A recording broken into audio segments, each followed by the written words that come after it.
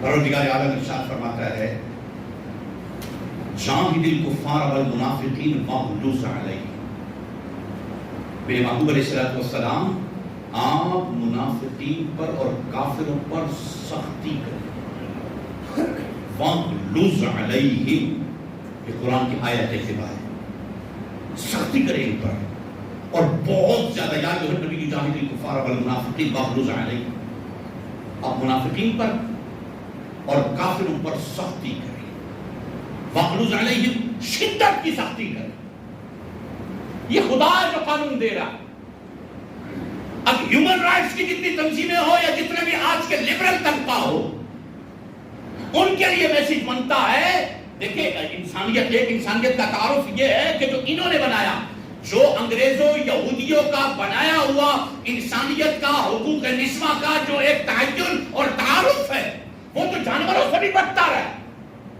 ان کی تعریف انسان کو انسان نہیں بنا رہی، انسان کو جانور اور بھیڑیا بنا رہی، اور اسلام اور قرآن کی تعریف انسانیت کی، یہ انسان کو انسان بناتی ہے، ایک دائرے میں لے کر آتی ہے، ایک لمٹ کے اندر لے کر آتی ہے۔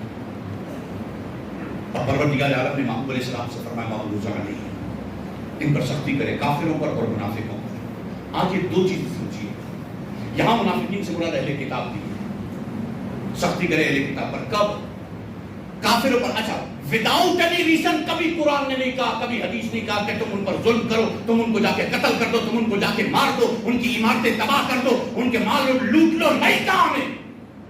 جب تک کافر اسلام کے خلاف نہ آ جائے، یہ تصور جہاد ہے۔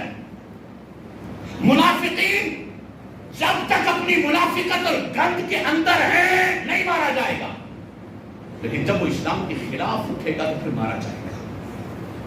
اب حکم ہے کہ اس کو مار دو، یہ ذمہ دار ہے۔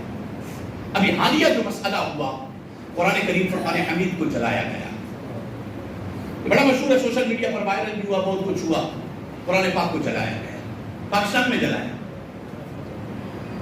جلانے کے بعد مشتعل ہوئے لوگ، مشتعل ہونے کے بعد لوگوں نے چرچ کو بھی نقصان پہنچایا، دیگر عیسائیوں کے گھروں کو نقصان پہنچایا۔ اب پتہ پورا سوشل میڈیا کیا کر رہا ہے؟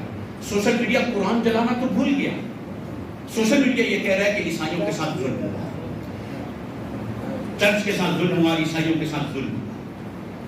اچھا، اس سوشل میڈیا کو یہ سمجھ نہیں آئی کہ یہ ہوا کیوں؟ جو غلط ہوا وہ غلط ہوا، اس میں کوئی دو رائے نہیں، لیکن یہ ہوا کیوں؟ یہ ہوا اس وجہ سے کہ قرآن جلایا گیا، کلیئر قرآن جلایا گیا۔ اب ایک بندے کے سامنے قرآن جلا ہوا، اب اس کی ریئیکشن میں آپ یہ بولو کہ کچھ بھی نہ آئے، یہ چیز بھی نہیں ہو سکتی۔ یا تو ریاست پھر سزا دے نا، ریاست سزا دے، قانون کے مطابق سزا دے، ریاست سزا بھی نہ دے، اور اشتعال آیا جو کہ غلط ہے، ٹھیک ہے، لیکن فطرت نہیں ہے۔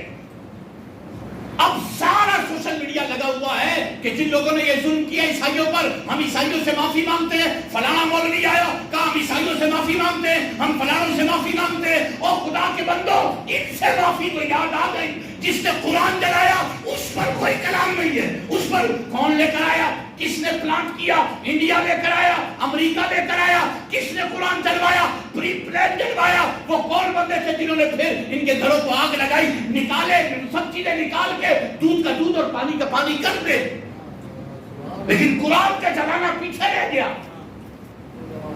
اب ہر ایک کو، ہر وزیر، ہر مشیر، الیکشن قریب ہے نا، ہمیں بھی سر بلندی کی تمنا تنگ کرتی ہے، مگر ہم دوسروں کو روند کر اونچے نہیں ہوتے۔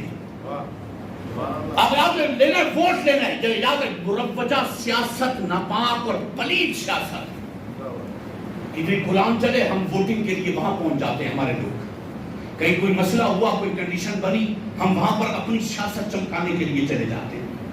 یہ مذہب، یہ توہینیں، یہ سب چیزیں ایک پولیٹکس اور سیاست کے لیے ہمارے معاشرے میں استعمال ہونا شروع ہو گئی ہیں۔ المیہ بہت بڑا، اب ایک سیاسی مسئلہ بن گیا، اب اس ٹرک کی بتی کے پیچھے ہم 2 مہینے لگتے ہیں، 3 مہینے لگتے ہیں، یہ بڑھتا ہے، اس کو آگ لگتی ہے، اب اس کو آگ تک کوئی بندہ اس کو پیلی دیتا ہے، کوئی بندہ اس کو پیٹرول اس پہ چھڑکتا ہے، مزید یہ شر بڑھتا ہے۔ سیدھا سا ایک تقاضا ہے، جنہوں نے جلایا، جن کے کہنے پر جلایا، ان کو سامنے لایا جائے۔ ایک سادی سی لوجیکلی بات ہے کہ جنہوں نے قرآن جلائے، کہ جتنے لوگوں کے بیانات عیسائیوں کی فیور میں آئے ہیں نا، اس کا 50% بھی قرآن جلانے پر نہیں آیا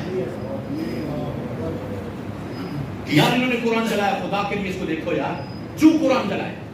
اور مسلم ملک میں قرآن جلائے پری پلان. ٹھیک ہے بھائی، اگر یہ سنیریو آ جاتا ہے کہ بھائی یہ پاکستان میں انتشار کے لیے دشمن نے کیا ہے تو دشمن کو بے نقاب کرے، لائے کٹہرے میں کھڑا کرے، کلیئر ہو جائے، چیزیں کلیئر ہو جائے، کس نے کروایا، کیوں کروایا، اغراض و مقاصد کیا تھے. یہ تو مذاق بن گیا.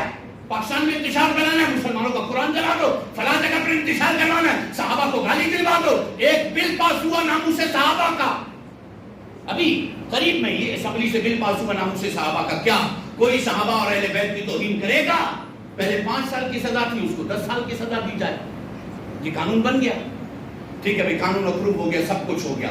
اسمبلی چلی گئی صدر کے پاس. صدر صاحب عارف علوی صاحب نے کہہ دیا کہ میں اس قانون کو پاس نہیں کرتا، واپس ریجیکٹ ہو گیا. ایک بڑا طبقہ اہل تشیع کا اسلام آباد میں بیٹھا ڈھول بجا رہا ہے کہ صحابہ، ناموس صحابہ کے قانون کو ہم نے مسترد کروا دیا. ارے خدا کے بندو، وہاں ناموس صحابہ ہی نہیں تھی، ناموس اہل بیت بھی تھا. اور دوسری بات، صحابہ اور اہل بیت اپنی ناموس کے لیے ان قانونوں کے محتاج نہیں ہیں. قانون ان کے قرآن نے خود خدا نے بیان کر دی.